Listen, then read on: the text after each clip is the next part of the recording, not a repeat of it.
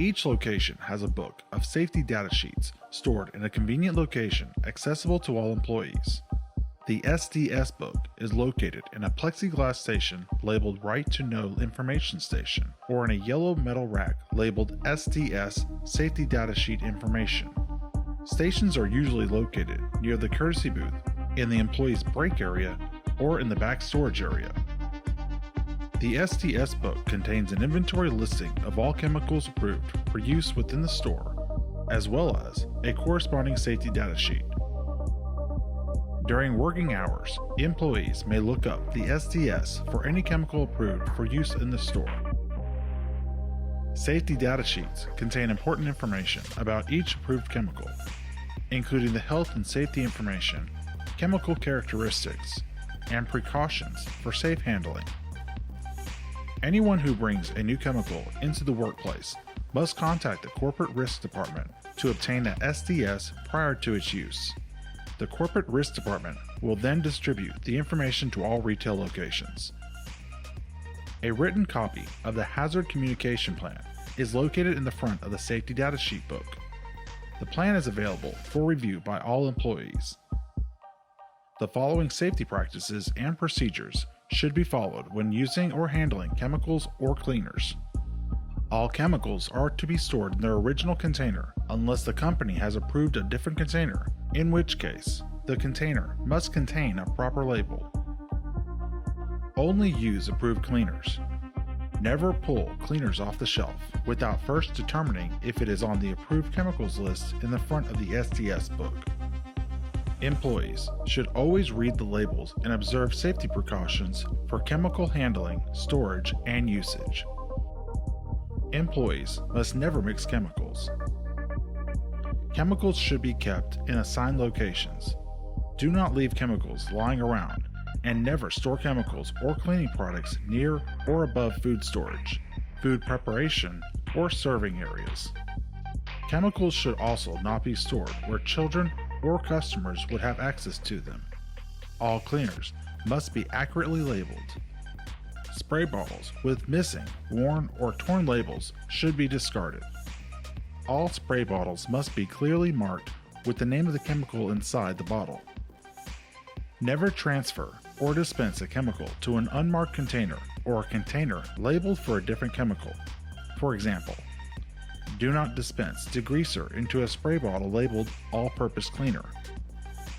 Inform your supervisor if appropriate spray bottles are not available, so additional bottles can be ordered.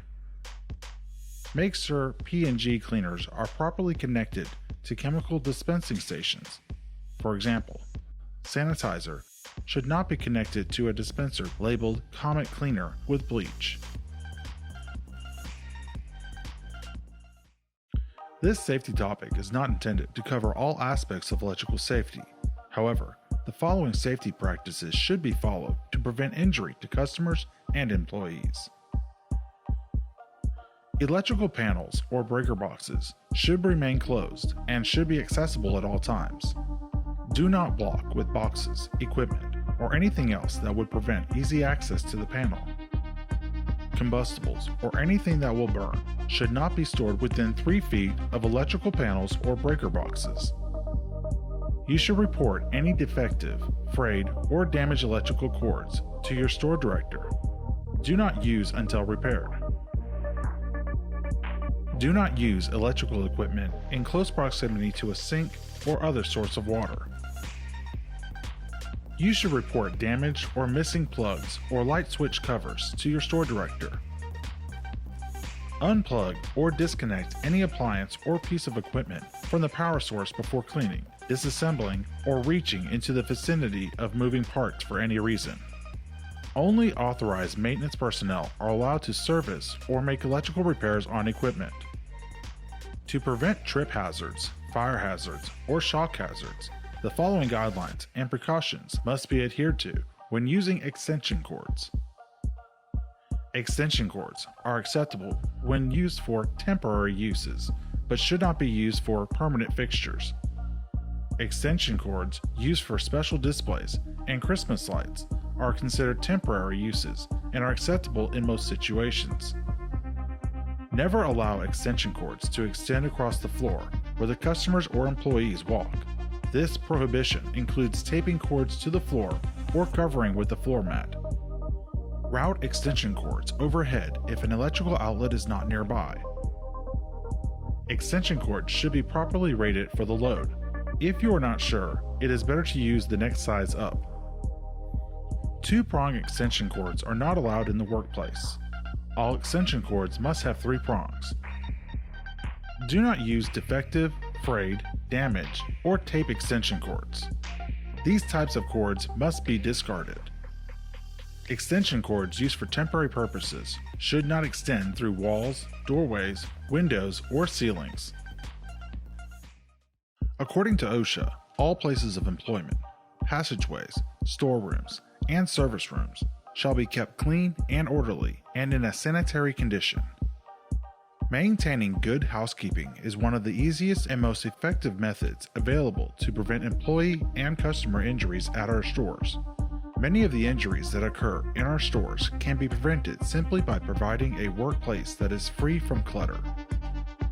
Good housekeeping practices and procedures should be practiced by every department in the store, including pharmacy, tobacco barn, and petro areas. Good housekeeping practices and procedures include, but are not limited to, the following. As much as practical, prep rooms, storage rooms, restrooms, kitchens, freezers, coolers, walkways, and back rooms should be kept clean and orderly. Everything should have a place and unnecessary clutter should be eliminated, especially on the floor.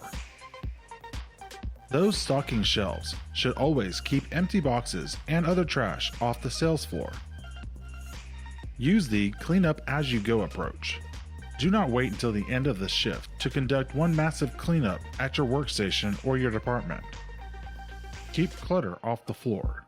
This includes product, empty boxes, water hoses, trash, or other items. Do not leave these products for others to clean up. Even if it is not your mess, take a second to pick it up to prevent an injury. Keep water, oil, grease, and food scraps off the floor. Empty pallets should immediately be carried to the back room or dock area and stacked in a designated area.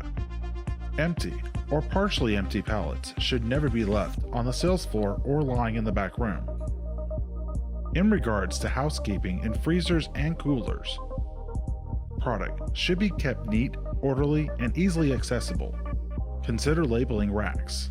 This also improves efficiency, especially for new employees or for those that are not familiar with the freezer or cooler. Heavier items should be stacked on lower levels of a rack. Lighter items should be stacked overhead. Reaching above shoulder height to stock or remove product puts additional strain on shoulders, especially with heavier items. Stock levels should be kept at a minimal. Additional stock levels increases clutter and the chance for injury. Floors should remain clean and free of debris. Busted bags of ice should be cleaned up immediately. Ice buildup should be removed by store employees. If the ice buildup is excessive, inform your store director so a work order can be submitted.